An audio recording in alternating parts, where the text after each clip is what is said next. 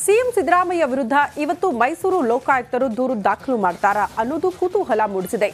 A one ಯಾರು, court ಯಾವ section ಹಾಕಿದೆ, ದೂರು ದಾಖಲಾದರೆ ತನಿಖೆ ಮಾಡುವ ತನಿಖಾಧಿಕಾರಿ ಯಾರು ಎಂಬುದರ ಬಗ್ಗೆ ಒಂದು ವರದಿ ಕೂಡ ಇದೆ. ಮನೆ ನೋಡ್ಕೊಂಡು ಬರೋಣ.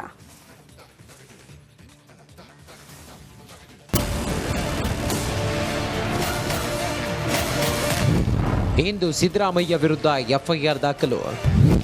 ದೂರಿನ ಪ್ರತಿ ಸಿಕ್ಕಿದಂತೆ ಲೋಕ ಕಾಕಿ ಅಲರ್ಟ್.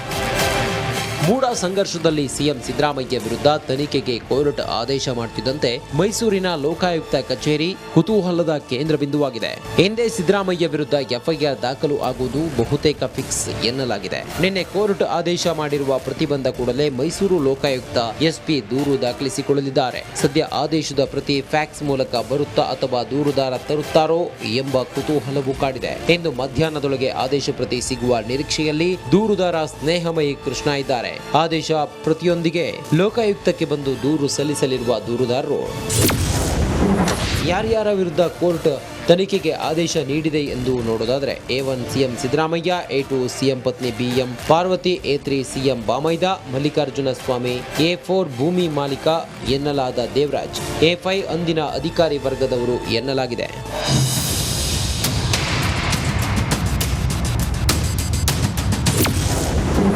ಸಿಎಂ ವಿರುದ್ಧ ತನಿಖೆಗೆ ಜನಪ್ರತಿನಿಧಿಗಳ ವಿಶೇಷ ಕೋರ್ಟ್ ಆದೇಶವನ್ನ ಕೊಟ್ಟಿದೆ. 10 ವಿವಿಧ ಸೆಕ್ಷನ್ ಅಡಿಯಲ್ಲಿ ಪ್ರಕರಣ ದಾಖಲಿಸುವಂತೆ ಸೂಚನೆ ನೀಡಿದ್ದು, IPC ಸೆಕ್ಷನ್ 120B ಕ್ರಿಮಿನಲ್ ಪಿತೂರಿ, 166 ಜನಪ್ರತಿನಿಧಿ ಉದ್ದೇಶಪೂರ್ವಕ ಕಾನೂನು ಉಲ್ಲಂಘನೆ, 403 ಅಪ್ರಾಮಾಣಿಕವಾಗಿ ಆಸ್ತಿ ದುರುಪಯೋಗ, 406 ಅಪರಾಧಿಕ ನಂಬಿಕೆ ಉಲ್ಲಂಘನೆ, 420 ಕ್ರಿಮಿನಲ್ ವಂಚನೆ, 426 ಕಿಡಿಗೇಡಿತನ, 465 ನಕಲಿ ದಾಖಲೆ ಸೃಷ್ಟಿ, 468 ವಂಚನೆ ಉದ್ದೇಶದಿಂದ ದಾಖಲೆ ಸೃಷ್ಟಿ, 351 ಭಯ ಸೃಷ್ಟಿಸಲು ಕ್ರಿಮಿನಲ್ ಬೆದರಿಕೆ ಎಂಬ ಸೆಕ್ಷನ್ಗಳನ್ನು ಹಾಕಿದೆ.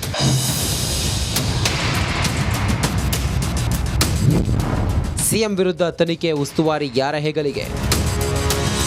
ಸದ್ಯ ಮೈಸೂರು ಲೋಕಾಯುಕ್ತ SP ಆಗಿ TJ ಉದೇಶ್ ಇದ್ದು, ಅವರೇ ತನಿಖಾಧಿಕಾರಿ ಆಗ್ತಾರಾ ಇಲ್ಲ ಬೇರೊಬ್ಬರಿಗೆ ತನಿಖೆ ಉಸ್ತುವಾರಿ ವಹಿಸುತ್ತಾರಾ ಎಂಬ ಕುತೂಹಲ ಕಾಡಿದೆ. ಸದ್ಯ ಮೈಸೂರು ಲೋಕಾಯುಕ್ತದಲ್ಲಿ SP ಉದೇಶ್ ಸೇರಿ ಓರ್ವ DYSP ಮಹಂತೇಶ್, 4 ಜನ ಇನ್ಸ್ಪೆಕ್ಟರ್ ಕಾರ್ಯನಿರ್ವಹಣೆ ಮಾಡುತ್ತಿದ್ದು, ಸಿಎಂ ಸಿದ್ದರಾಮಯ್ಯ ವಿರುದ್ಧ ಆರೋಪ ಕೇಳಿಬಂದಿದ್ದು, ಇದೊಂದು ಸೂಕ್ಷ್ಮ ಪ್ರಕರಣವಾಗಿರುವ ಕಾರಣ ತನಿಖಾಧಿಕಾರಿಗಳ ಮೇಲೆ ಸಹಜವಾಗಿಯೇ ಒತ್ತಡವಿರುತ್ತದೆ. Vinod, Republic Kannada, Mysuru.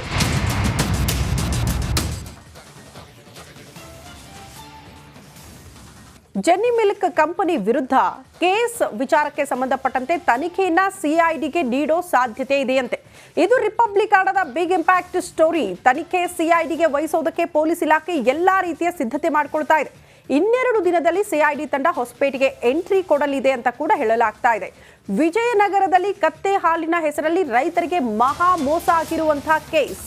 Jenny milk company ವಿರುದ್ಧ ರೈತರು ಸಾಲು ದೂರು ಕೊಟ್ಟಿದ್ರು. ಅದಕ್ಕೆ ಸಂಬಂಧಪಟ್ಟಂತೆ FIR ಕೂಡ ದಾಖಲಾಗಿತ್ತು. 13.50 ಅಂದ್ರೆ 13.5 ಕೋಟಿಗೂ ಅಧಿಕ ಹಣ ವಂಚನೆ ಆಗಿರುವಂತಹ ಆರೋಪ. ಈ ಬಗ್ಗೆ ವಿಸ್ತೃತವಾಗಿ ವರದಿ ಮಾಡಿತ್ತು ನಿಮ್ಮ ರಿಪಬ್ಲಿಕ್ ಕನ್ನಡ. ಯಾವಾಗ ರೈತರ ಪರವಾಗಿ ನಿಂತ್ಕೊಳ್ತೋ, ನಿರಂತರವಾಗಿ ವರದಿ ಪ್ರಸಾರ ಮಾಡಿದ್ವೋ, ಅದರ ಇಂಪ್ಯಾಕ್ಟ್ ಅನ್ನೋ ರೀತಿಯಲ್ಲಿ ಈ ಪ್ರಕರಣವನ್ನ CIDಗೆ ವರ್ಗಾವಣೆ ಮಾಡೋದಕ್ಕೆ ಎಲ್ಲಾ ರೀತಿಯ ಸಿದ್ಧತೆಗಳಾಗ್ತಾ ಇದೆ. ಸಾಕಷ್ಟು ಜನ ರೈತರು ಮೋಸ ಹೋಗಿದ್ದಾರೆ ದುಡ್ಡು ಕಟ್ಟಿ. ಜೆನ್ನಿ ಮಿಲ್ಕ್ ಕಂಪನಿಯ ವಿರುದ್ಧ ಕ್ರಮ ಆಗಬೇಕು ಅನ್ನುವಂತಹ ಆಗ್ರಹ ಇತ್ತು, ರೈತರ ಆಕ್ರೋಶ ಇತ್ತು. ಅದಕ್ಕೆ ಸಂಬಂಧಪಟ್ಟಂತೆ ರಿಪಬ್ಲಿಕ್ ಕನ್ನಡ ನಿರಂತರವಾಗಿ ವರದಿ ಬಿತ್ತರಿಸಿತ್ತು. ಅದರ ಇಂಪ್ಯಾಕ್ಟ್ CIDಗೆ ಈ ಪ್ರಕರಣದ ವರ್ಗಾವಣೆಗೆ ಸಿದ್ಧತೆಗಳಾಗ್ತಾ ಇದೆ ಅನ್ನೋದ್ರ ಬಗ್ಗೆ ಮಾಹಿತಿ ಇದೆ.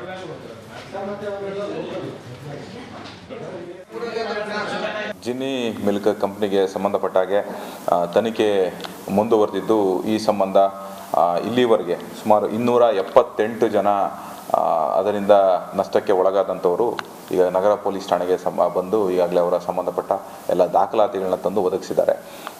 ಈ 278 ಜನಗಳಲ್ಲಿ ಒಟ್ಟು 13,51,07,000 ವರೆಗೆ ಅವರಿಗೆ ನಷ್ಟ ಆಗಿರುವಂತಹ ಒಂದು ದಾಖಲಾತಿಗಳು ಮತ್ತು ಬೇಕಾಗಿರುವಂಥ ಕಡತಗಳನ್ನ ತಂದು ನಮ್ಮ ಪೊಲೀಸ್ ಠಾಣೆ ತನಿಖಾಧಿಕಾರಿಗಳಿಗೆ ವಹಿಸಿಕೊಟ್ಟಿದ್ದಾರೆ. ಮುಂದಿನ ತನಿಖೆ ಕೂಡ ನಾವು ಕೈಗೊಂಡಿದ್ದೀವಿ. ಆರೋಪಿನ ಸೆರೆ ಮಾಡಲಿಕ್ಕೆ ಕೂಡ ಈಗಾಗಲೇ 3 ತಂಡಗಳು ಬೇರೆ ಬೇರೆ ಕಡೆ ತೆರಳಿದ್ದು ತನಿಖೆ ಚಾಲ್ತಿಯಲ್ಲಿರ್ತದೆ. ಖಂಡಿತವಾಗ್ಲೂ ಆ ಥರ ಯಾವುದೂ ಅವರು ತಾಳ್ಮೆಯನ್ನು ಕಳ್ಕೊಂಡು ಆ ಥರ ಯಾವುದೂ ಮಾಡ್ಕೊಳಕ್ಕೆ ಹೋಗಬೇಡಿ. ಯಾಕಂತ ಹೇಳಿದ್ರೆ ಈಗಾಗಲೇ ನಮ್ಮ ತಂಡ ಭಾಳ ಶ್ರಮ ವಹಿಸಿ ಕೆಲಸ ಮಾಡ್ತಾ ಇದೆ. ಕೂಡಲೇ ಅವ್ರನ್ನ ಬಂಧಿಸುವಂಥ ಕೆಲಸನೂ ಕೂಡ ಆಗುತ್ತೆ. ಆರೋಪಿ ಒಂದ್ಸಲಿ ಸಿಕ್ಕಿದ ನಂತರ ಅವರ ಒಂದು ಸ್ವಇಚ್ಛೆ ಹೇಳಿಕೆಯನ್ನು ಪಡ್ಕೊಂಡು ಮುಂದಿನ ತನಿಖೆ ಅವ್ರು ಯಾರ್ಯಾರು ಇನ್ವಾಲ್ವ್ ಆಗಿದ್ದಾರೆ ಅವರೆಲ್ಲರದೂ ಇದರೊಳಗೆ ಬರ್ತದೆ. ಹೆಚ್ಚು ಕಡಿಮೆ ಇದು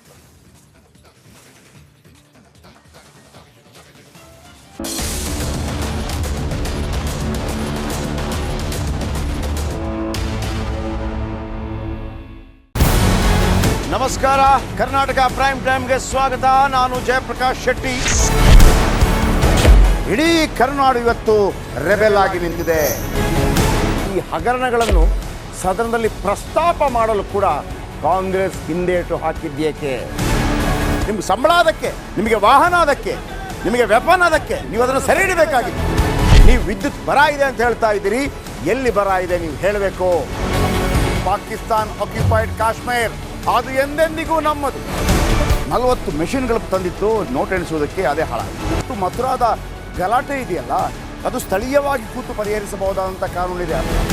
ಗ್ಯಾರಂಟಿ ಯೋಜನೆಯಿಂದ ನಷ್ಟ ಆಗಿದೆ, ಲಾಭ ಆಗಿದೆ, ದಯವಿಟ್ಟು ಹೇಳಿ. Dawood Ibrahim most wanted criminal ಯಾವಾಗಾದ ಅಂದರೆ ಇಲ್ಲಿ ತನಕ ಭಾರತ ದೇಶದಲ್ಲಿ ಓರ್ವ ದಲಿತ ಪ್ರಧಾನಿಯಾದಂಥ ಇತಿಹಾಸವೇ ಇಲ್ಲ. ರಿಪಬ್ಲಿಕ್ ವರ್ಲ್ಡ್ ಆಪ್ ಇದು ಕೇವಲ ಅಪ್ಲಿಕೇಶನ್ ಅಲ್ಲ, ಸಮಗ್ರ ಸುದ್ದಿಗಳ ಸಂಪರ್ಕ ಮಾರ್ಗಕ್ಕೆ ಕ್ರಾಂತಿಕಾರಿ ಬದಲಾವಣೆ. ರಿಪಬ್ಲಿಕ್ ವರ್ಲ್ಡ್ ಆಪ್ ಕೇವಲ ಸುದ್ದಿ ಅಪ್ಲಿಕೇಶನ್ ಅನ್ನ ಪರಿಚಯ ಮಾಡ್ತಾ ಇಲ್ಲ, ಬದಲಾಗಿ ಡಿಜಿಟಲ್ ಸುದ್ದಿ ಬಳಕೆಯ ಹೊಸ ಯುಗಕ್ಕೆ ನಾಂದಿ ಹಾಡ್ತಾ ಇದೆ. ಇದೊಂದು ಬ್ರೇಕಿಂಗ್ ನ್ಯೂಸ್, ಪ್ರಭಾವಶಾಲಿ ಕಾರ್ಯಕ್ರಮಗಳಿಗೆ ಗಟ್ಟಿಯಾದ ವೇದಿಕೆ.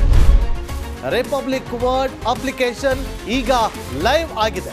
ಗೂಗಲ್ ಪ್ಲೇ ಸ್ಟೋರ್ ಮತ್ತು ಆಪಲ್ ಆಪ್ ಸ್ಟೋರ್ ಎರಡರಲ್ಲೂ ಲಭ್ಯವಿದೆ. ಈಗಲೇ ಡೌನ್ಲೋಡ್ ಮಾಡಿ. ನಮಸ್ಕಾರ, ಕರ್ನಾಟಕ ಪ್ರೈಮ್ ಟೈಮ್ಗೆ ಸ್ವಾಗತ.